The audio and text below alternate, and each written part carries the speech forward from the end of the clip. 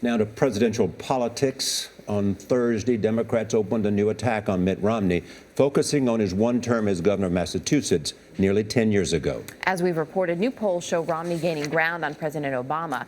So what do those polls mean? With 5 more months of this campaigning to go, Jan Crawford has some answers for us. Jan, good morning. Well, good morning, Erica. I mean, that's polls. They don't predict things. They just kind of reflect where people are on the day they're taken. So, yeah, we've got these polls. The recent polls, they may look promising for Mitt Romney, but we also see the president working really hard to change that.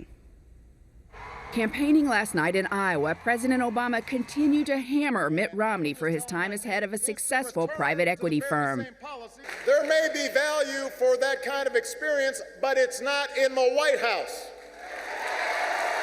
Romney's campaign events in West Philadelphia focused on education, what he called the civil rights issue of our time.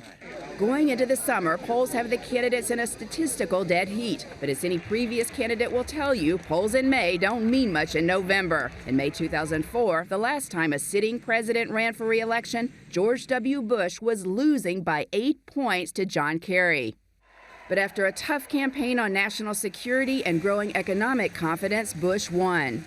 By contrast, his father was the incumbent in 1992, and in May of that year, he was leading Bill Clinton. But over the summer, Americans' confidence in the economy dropped, and George H.W. Bush lost his lead and the White House.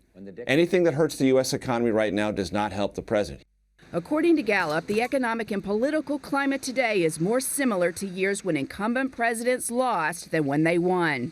At this stage of his presidency, seeking re-election, President Obama is weaker than Jimmy Carter, who lost, stronger than George Herbert Walker Bush, who lost, and weaker than every modern American president who sought re-election and won.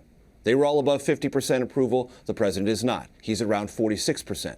That's a danger zone. There are other troubling signs for the president. For 20 years, Gallup has asked voters whether they're satisfied with the way things in the country are going. Today, only 24% say they're satisfied. That's closest to the 20% low in May 1992 in George H.W. Bush's only term. Now, for winning presidents like George W. Bush and Bill Clinton, those numbers were higher. More Americans were satisfied with how things in the country were going. But there is some good news out there for the president. Voters say they like President Obama, that he seems more likable and seems to care more about average Americans. So we've got these strengths, we've got the weaknesses. All of this makes this race going into the summer a toss-up. Jan Crawford, thank you very much.